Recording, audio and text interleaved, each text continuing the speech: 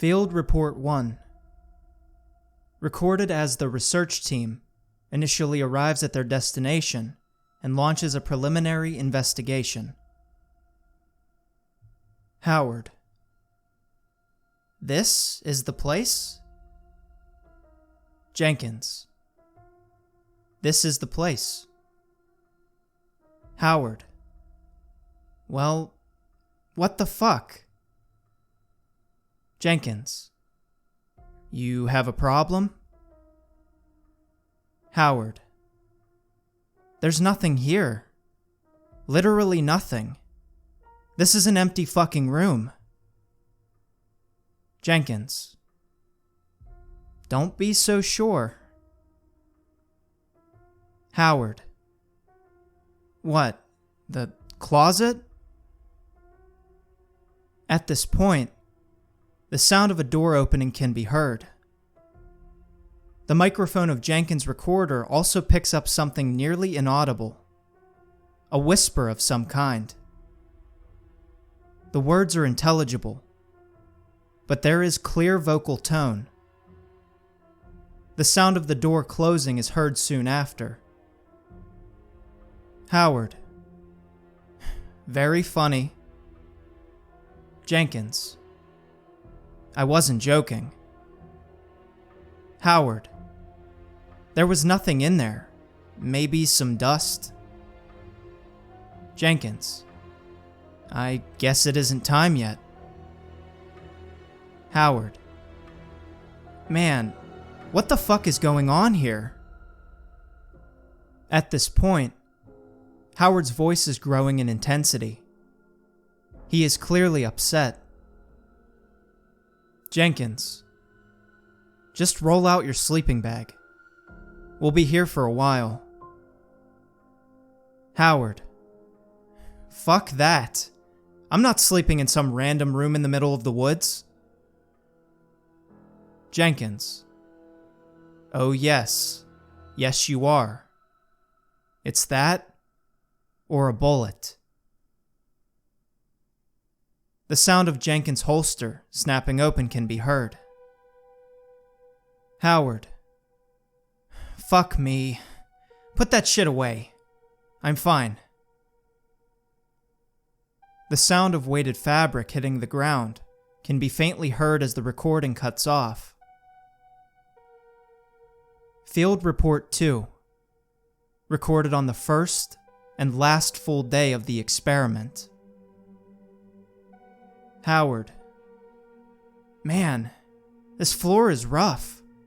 My back is fucking killing me. A small chuckle is heard. Most likely Jenkins.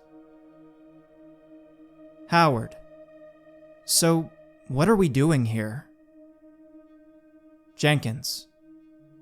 Investigating. Howard. Investigating what? This is literally an empty room. Oh, and lest I forget, an empty closet. Jenkins. You'll see. The majority of the tape is silent, with occasional remarks from Howard and dismissive rebuttals, or non-verbal acknowledgments from Jenkins. Howard offers a deck of cards. Jenkins declines. The silence is interrupted by the squeaking of door hinges, presumably those of the closest door. Howard. What the hell? Jenkins. Don't worry. It's starting. The microphone once more falls silent, except for Howard's heavy breathing and the barely perceptible sound of something sharp scraping against wood. Howard. What the fuck is that? Jenkins. That is what we're here for. Howard. Oh God, it's hideous! What's wrong with it? Jenkins. Absolutely nothing. The next few minutes of the tape are a deafening cacophony. Howard's screams and the distinguishable sound of tearing flesh can be heard. Below the din, just barely above a whisper, Jenkins can be heard laughing to himself. One final monumental slam is followed by the wet cracking sound of a fracturing skull.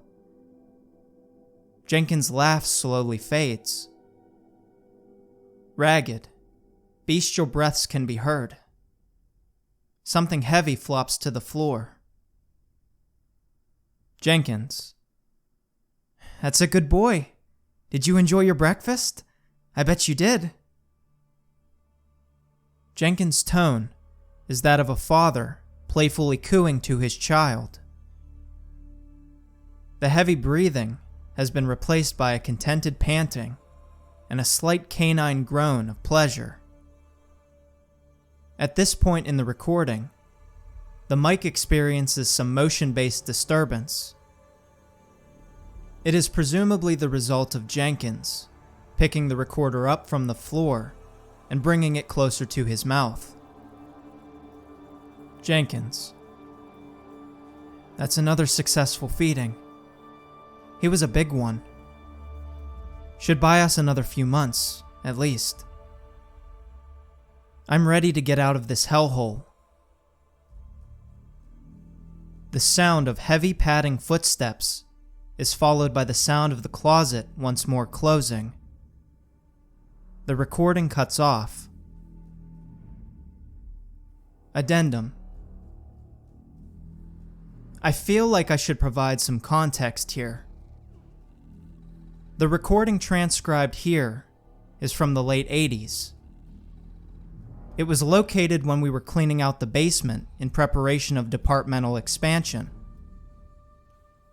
We had no idea the Bureau even kept anything down there.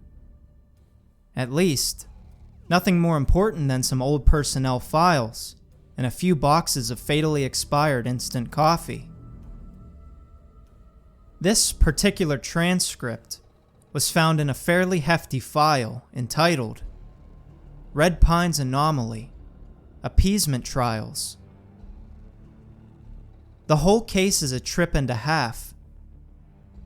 Apparently, at some point in the late 70s, the Bureau stumbled across a room when conducting a missing persons investigation in the Appalachians. Not a house, not a cabin, a room.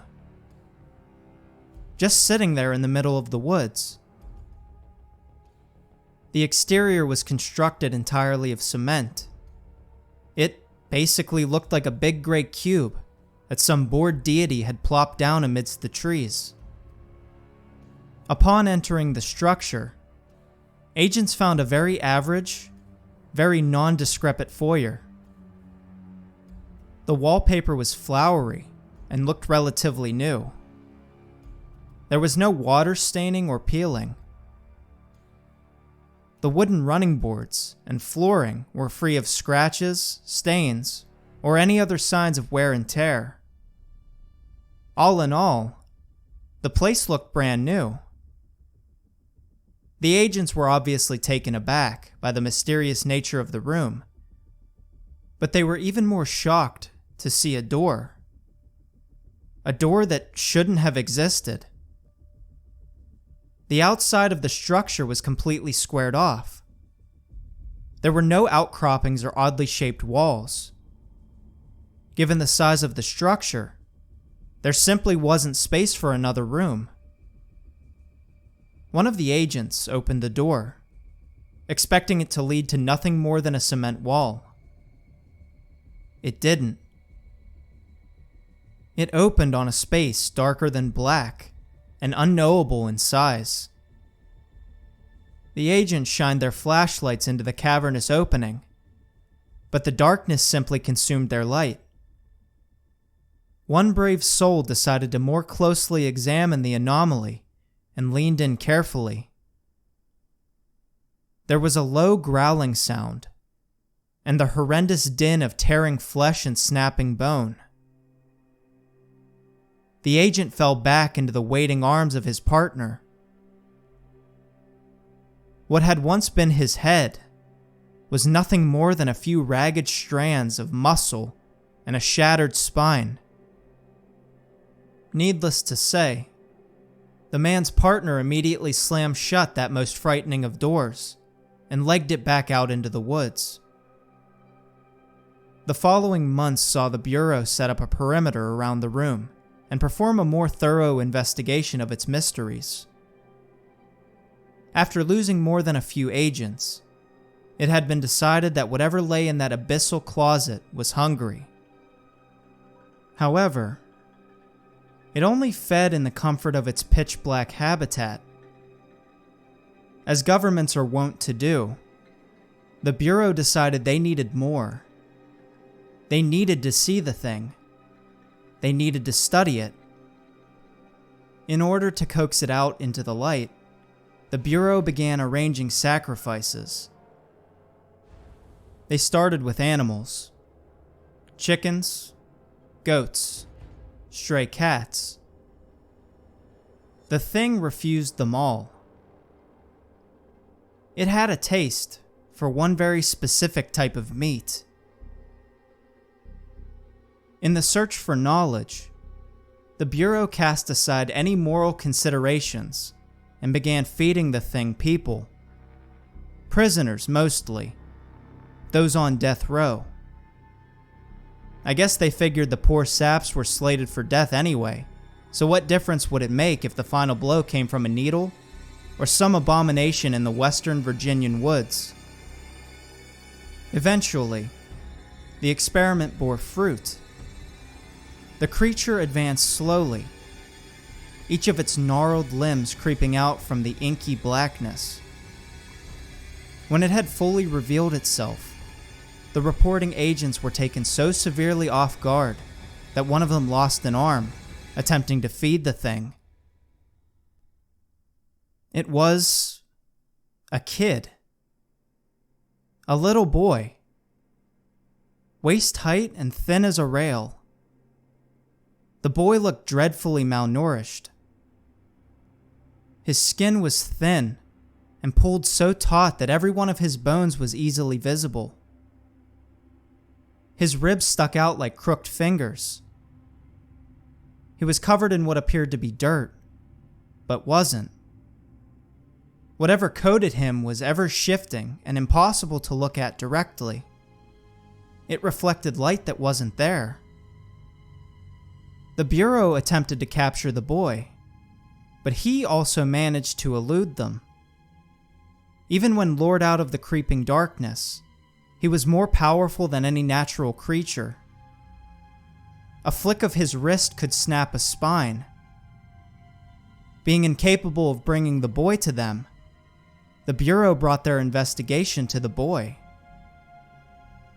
They spent nearly a decade feeding the boy and visually studying him.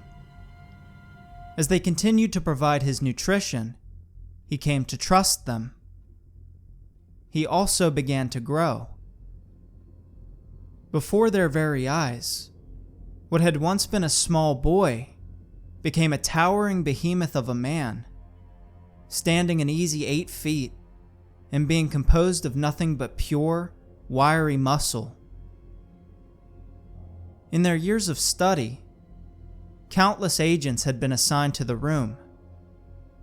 Many died, more simply quit, leaving behind not only the assignment, but also their career. However, one stuck it out for nearly 5 years. In fact, he actually seemed to enjoy the position. He found the man in the room immensely intriguing and threw himself headlong into the investigation. Over time, he managed to form something of a relationship with the subject of his study. After feeding the man, he would gently speak to him, offer kind words and sympathetic gestures. Surprisingly, the man responded well to the agent's advances, moving closer to him each feeding session, and even grunting in response to the agent's speech. After 2 years on the project, the agent had convinced the man that they were friends, or something similar. The man would finish his meal of unfortunate prisoner or unwanted drifter and take his accustomed place at the agent's side. The agent would scratch his head and speak softly to him until he fell asleep. The findings that this particular agent recorded were the most detailed and helpful of the entire experiment. While still unable to ascertain the nature of the substance covering the man, the agent did discover that the man lacked any primary or secondary sexual organs. The flesh of his genital area was entirely smooth, aside from a small crevice that acted as an excrement point. The man's dental structure was also unlike any other human. He possessed 3 rows of teeth, 2 of which were sharpened to an almost impossible point. The 3rd row was dull and squared off. The agent assumed this allowed the man to simultaneously tear through flesh and crush bone. The man's skin, well, wasn't skin. It was some sort of metallic substance. It was cool to the touch and sounded hollow when the agent's fingers made contact with it. The agent filing these reports and building this oddly wholesome relationship was Rupert Jenkins. Yes, that's the Jenkins from the recording. He spent the better part of his 30s bonding with a creature in an impossible room in the middle of the woods. Unfortunately, the relationship came to an abrupt end in 1989. I could only find a single file detailing the end of the Red Pines Anomaly project. In it was a testimony from Assistant Director Brian Skinner, Jenkins' superior and head of the project. The transcript is as follows. Director Rogers, please, state your name and position for the record. Assistant Director Skinner, Brian Skinner, Assistant Director. Rogers, Assistant Director, please, tell me what happened with the Red Pines project. Skinner, to be entirely honest, I don't know what happened. I really fucking don't. Sorry. Rogers, just give me the facts. Skinner, Jenkins is dead. We found him. Well, what was left of him. Where the room used to be. He'd been torn into pieces. His fucking head, it was gone. We still haven't found it. Rogers, you said, where the room used to be. Am I to take that as the structure is no longer in Red Pines? Skinner, it's gone. Poof. No trace. Just a bloody pile of Jenkins. God damn it. I did this to him. I put him out there and now he's dead. Rogers, alright. That's enough. Let's take a break. And that's it. That's the last bit of info included in the Red Pines file. It just ends there. Or so the Bureau believed. Recently, there's been a series of missing persons cases cropping up in the area surrounding Red Pines. Mostly campers, a few botanists. All outdoorsy folks just wandering off into the woods, never to be seen again. I'm sure it's unrelated. but the coincidence is just too damn eerie. I've weaseled my way into the investigation team, being dispatched to the area. There's no way I'm right. This whole file is bullshit. It has to be. This isn't the damned X-Files. However, there's this little nagging part of me that hopes I'm right. Hopes this room is really out there. If it is, it stands as definitive proof that there is more to our world than we know. That there are mysteries new and exciting, just waiting to be solved.